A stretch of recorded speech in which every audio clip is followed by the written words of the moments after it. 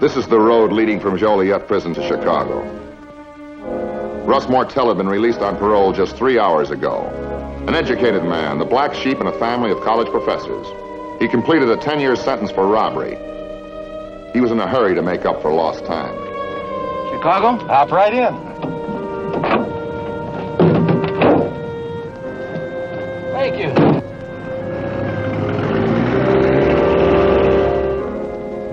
I don't understand, Mr. Manning. You're going to teach at this school and you don't know anyone there? Well, you see, I was engaged by correspondence on the basis of my experience. Private schools do it that way occasionally. I've been teaching in St. Louis the past 6 years. That's very interesting. You're going to teach English, huh? Mm-hmm. That's what I used to teach. Oh, really? What school was that? The Joliet School for Problem Children. Problem children? Well, that was no bed of roses. No, Mr. Manning. Let's stop right here. Listen, what do you think you're doing? I want your car. Pull over. Say, give me back those keys and get out of this car.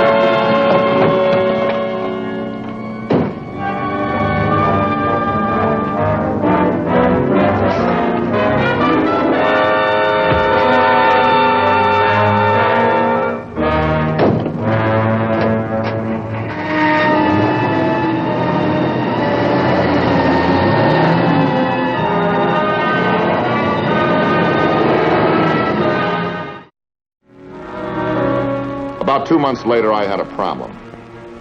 My name is Frank Ballinger, Detective Lieutenant, M Squad, a special detail of the Chicago Police. My headache was bank robberies, 2 in a row, and strangely similar because of the hold-up notes. Let's run over what we've got. 2 branches of the Lakeshore Guarantee Trust heisted in 3 weeks. Both small, both in the suburbs. Same neatly printed notes used in each one. Well, this is a hold-up. Hand over the cash, keep quiet, and you will live.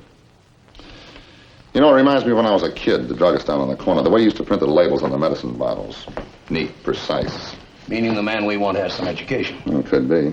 The teller said that he didn't talk like a hood, and then he uses words like non-negotiable securities, banknotes. College man? They've done it before. Yeah, and then there's the pencil. Oh, that's not evidence. It was found on the floor in front of the teller's cage. We've got to know everybody that was in the bank that day. Frank, a pencil. Look, it says St. Maron's School for Boys right on it. St. Maron's probably buys thousands of those pencils every year. Sure. But who dropped this one? Okay. So some St. Maron's kid takes the pencil home with him. His old man borrows it, lends it to a neighbor. Neighbor makes a deposit in the bank and drops the pencil. Yeah. But we got to check it out. We don't have anything else, do we? Nothing. Then I'll phone the school for an appointment. The captain was right.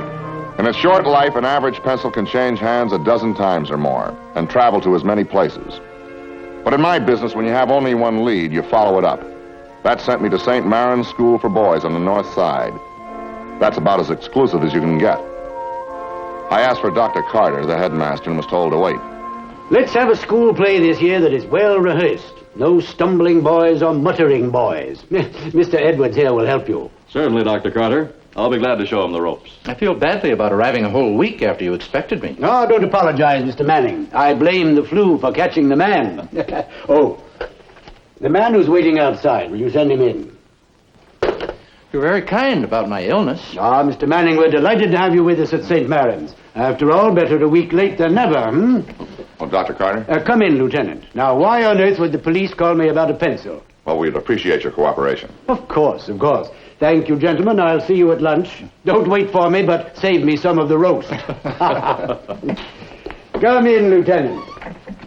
Sit down, won't you? Thank you. I cannot understand this visit by the police. Well, we try to check on everything, even pencils. This one was found at the bank that was robbed. I'm afraid none of my boys are that gifted. We're not sure that the bandit dropped it. I'm glad to hear that. The whole school has access to these, and there are over 200 boys in the student body. These pencils may not teach the boys to spell properly, but they are not used for robberies.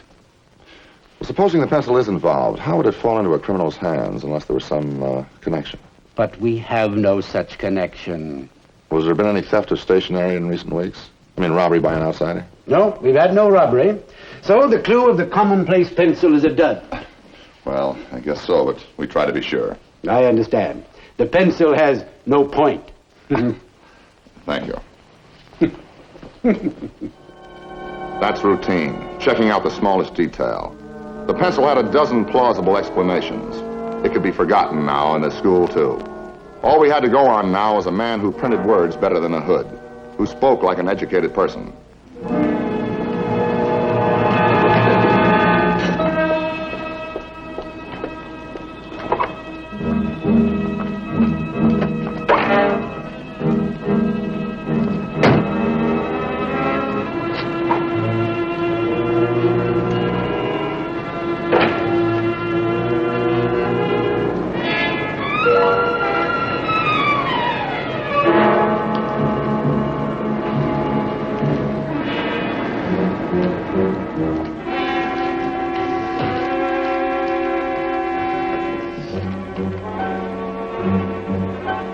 You can read.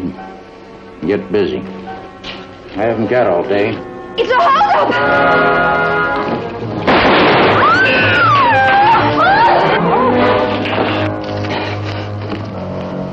Stay where you are, all of you.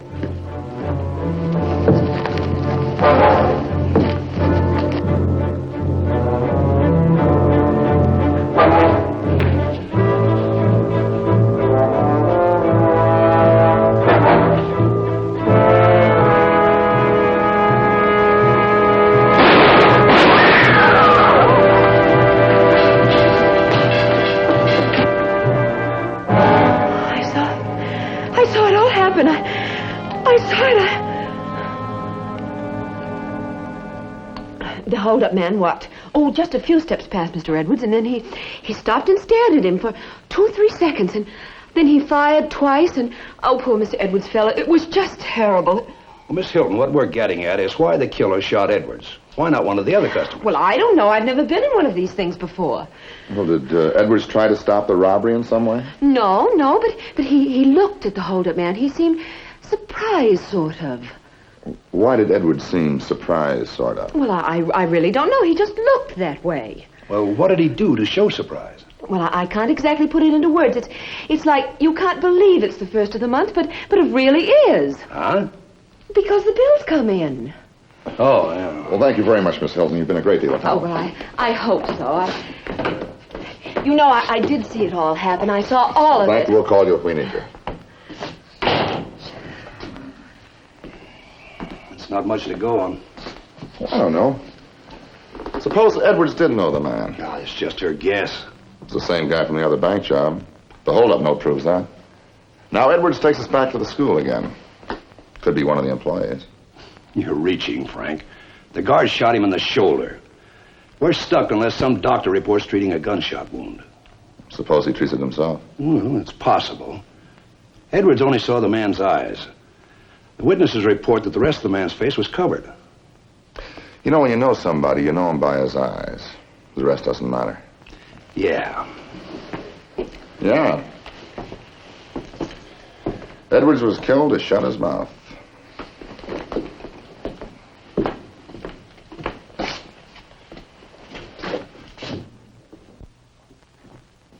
Yeah.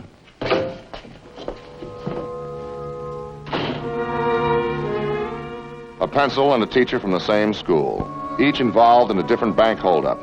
It was slim, very slim, but there could be some connection. I had to try again at the school whether the headmaster liked it or not. Poor Edwards.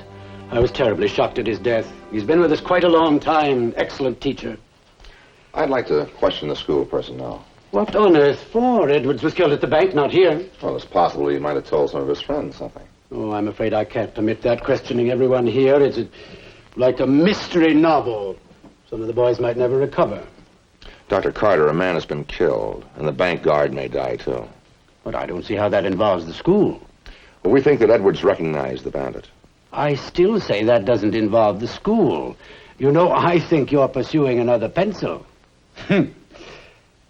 I will not have St. Mary's dragged into these sordid crimes. Dr. Carter, I can talk to them quietly here, have them brought down to headquarters. We shouldn't like that, of course. Of course. Now, did Edwards have any close personal friends on the staff?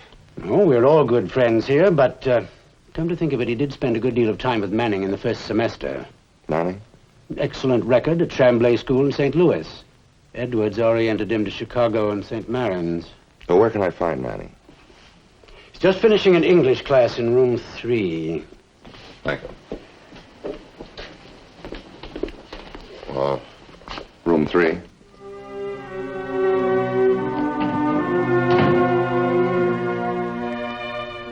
There was an atmosphere about St. Mary's, a tradition that you couldn't help but respect. For almost 75 years, it had been a prep school for boys from Chicago's leading families. In winter or in spring, you'd never think of it as a background for crime, but I had to. Mr. Manning's class was still in session, so I waited. That'll be all for now. Tomorrow we'll discuss in detail what we've gone over today. Class dismissed.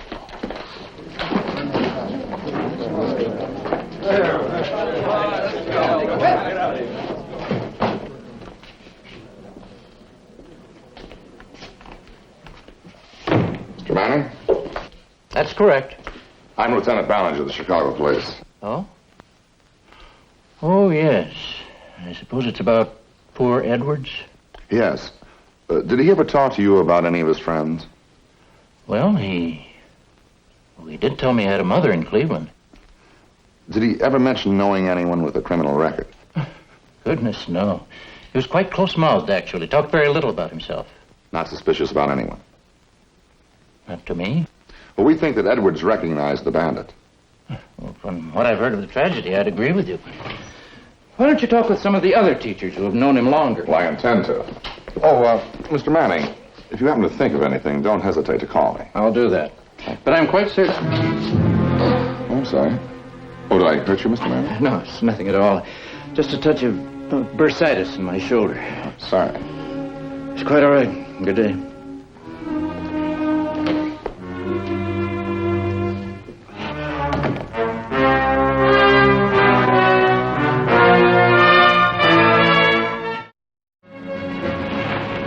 We put a lot of hours into that manhunt, checking on men just out of prison as well as known criminals at large. Men whose histories were like the bandit we were looking for. We took detectives off other cases. It was slow, plodding work. Whenever we thought we had a lead, it washed out. I was bushed. Well, we just checked out all the employees of the school. Kitchen help, gardeners, waiters, janitors. They all look clean so far. Yeah, it's a tough one. Oh, on prison releases, you can forget Russ Mortel. Russ Mortel. I just got a call. Some kids playing in a field found a half-buried body yesterday. Somebody broke his head just after he got out of Joliet. Taught school there, you know. Never heard of him. Springfield put him away about 10 years ago for armed robbery. He was hitchhiking this way. You know I'm close to something, and I just can't put my finger on it. Why don't you give it a rest, Frank? Get some sleep. You know, that guy's holed up at that school, knocking off banks and laughing at us. None of the regular stoolies have spotted him, so I say he's from out of town. Boy, would I like to take that school apart. Why? Hmm? Why? Yeah, maybe you're right. I guess I do need some sleep. Okay, I'll see you tomorrow. 3 days later, and I was worrying as hard as I was thinking. Any minute, another bank might be knocked off, and all we had was a school pencil and a school teacher shot down in cold blood. I couldn't tie them into anything. So I went back to the eyewitness to see if she could visualize the murder again. I'm so sorry. Well, that's all right. I'm sure that I've told you everything, though. Oh, it's just so terribly vivid still, the man in the mask. No, it was a muffler. He pulled it up. Well, it masked his face. Yes. You know, sometimes when you close your eyes, you can see things that you didn't notice before. I know, but I've done that. I'd appreciate it if you tried it for me again. All right. Now, when Edwards saw the bandit... Let's see. He was going towards the door, and they seemed to exchange glances. That's why I said they'd recognized each other. Yes. The shots were fired, and the poor man fell, and it was just an impression, maybe a flash of light. And what was a flash of light? A piece of string. String? I have a feeling there was a piece of string hanging from the bandit's coat pocket, and that Mr. Edwards saw it. Yes, that's the way it was. You sure? A piece of string. Piece of string? Well, couldn't you get her to be more specific? Look, I did everything except get her to draw a picture. She'd never seen a guy killed before, so naturally she was rattled. But she did say before Edwards was killed that he seemed to notice this piece of string in the guy's pocket. That's a great clue. Looks like string, huh? Loops of string. Bell wire? It's too stiff for string. Not some of the radio and TV wires that I've seen. They're soft and pliable. But why would a guy carry a piece of wire in his pocket? I don't know. It depends on what he's using it for. Hey, it's possible. What? No, Joe across the street at the beanery. Joe across the street at the beanery can stay there. He raised his prices again. But what's that got to do with it? Harry, you know the guy that brings us the coffee, Joey Walsh? Would you have him come up, please? Are you the fellows who want the cost? Now, look, if you're going to complain about the prices, I can't help the cost of things. No, we want to see about something else, Joe. So now, this is wire, but again, it looks like string. What are you getting at? What is it, Frank? How long you been hard of hearing, Joe? Oh, about 5 years. You always worn your hearing aid like that? Yeah, why? Oh, I see. Hey, what's the idea? Tell me all about it, Joe. You know how it feels, what it's like. Sometimes it's darn handy. People start running off with the mouth too much, I just go off the air. I turn down the volume. This is the volume. Silence. It's wonderful. You gotta be turned on, otherwise you don't hear anything, huh? Oh. When you're turned off, you don't hear anything? Nothing clear, just noises. When people whisper, I've got to turn it up. Like when my kids sit around and talk normally the way we're talking now. Then they decide to give me a rough time.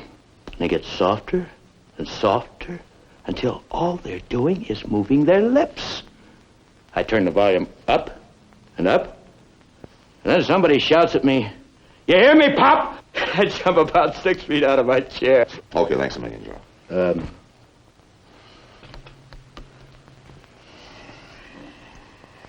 Thanks. It's really a wonderful machine. Once it broke when I dropped the thing. Couldn't hear the wife for a whole week. Now, wait a minute. Don't jump to conclusions. Yeah, but maybe the guy was wearing a hearing aid, and Edwards was trying to draw attention to it. All right. A teacher at the school wears a hearing aid. So what? Yeah, new teacher, very new. A couple 100,000 people wear those things. You know, he was hired through an exchange of letters. And if they'd never seen him before... You use sugar? Yeah, that's... Say, what was the name of that guy they found the other day? Huh? You know, the con that was found dead in the field? Oh, Russ Mortel. Yeah, Mortel. You know, he was quite an educated man. He used to, teach school at Joliet. Oh, Frank, that's a wild hunch. You've got the meeting on a highway. Mortel kills Manning, takes his name and his job. All right, you tell me why. Why as a criminal? Do we have a mugshot of Mortel? Well, he was never convicted in this town, but I'll see what I can do. It said it was bursitis. That's a pain in the shoulder. In the shoulder right where a guard put a slug. Oh, Frank, it's too neat, too pat. No, Edwards could have recognized him by his eyes, maybe his clothes, a hearing aid or something. And then Manning admitted it by firing those 2 shots. All right, I'll call headquarters in the prison and see if I can get Mortel's pictures. You know, it all fits. Everything leads back to that school, and tell me a better hiding place.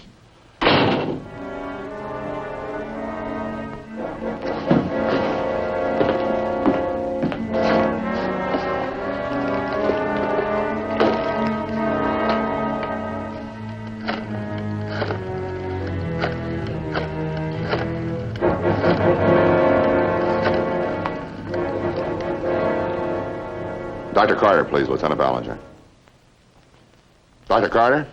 I know this sounds like an odd question, but did you ever see a photograph of Manning before you hired him? No, I did not. We were engaging a teacher, not a beauty contest winner. And another thing, Lieutenant, your men and their questions have been upsetting our quiet routine. Just one more question about Manning. I'm extremely annoyed with him. He's taking a leave of absence after today's classes. Going to St. Louis to see his doctor. It's his bursitis, very painful, but now I have to find another teacher. Thank you, Doctor.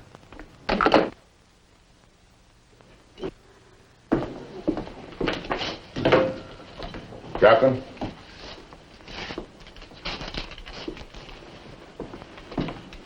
Oh, we'll have those mug shots tomorrow It'll morning. be too late. What? Manning is taking a leave of absence starting today. So? So, don't you see? It's right in the middle of a term. He's jeopardizing his job. Doesn't make sense. Huh, maybe he's sick. I'll be his doctor. I'll be out at St. Mary's.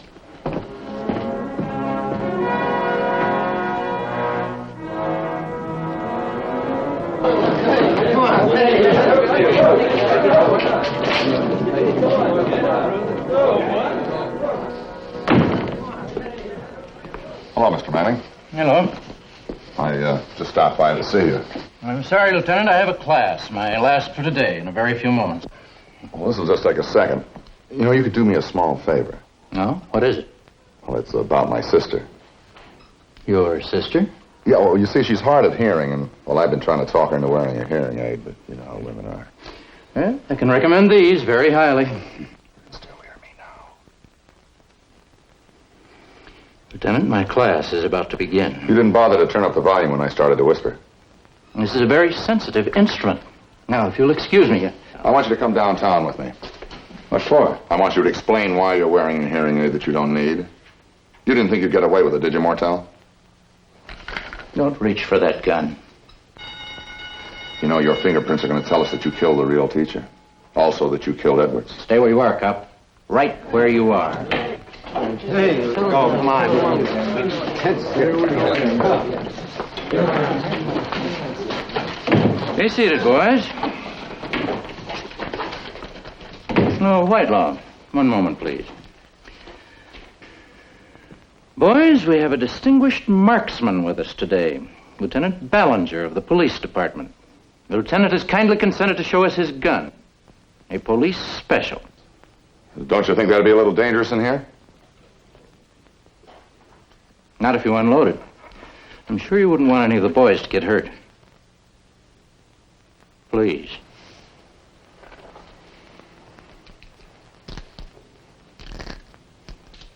Now, if you'll give it to Whitelaw. Whitelaw? Thank you.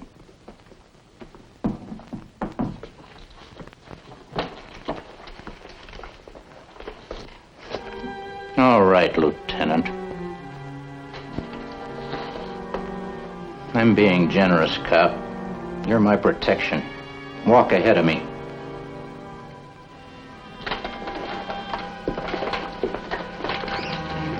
You boys stay in here. This man's dangerous. Go on, open that door.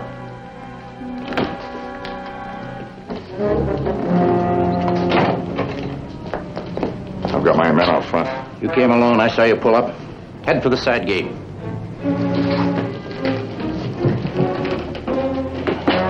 Don't try that again.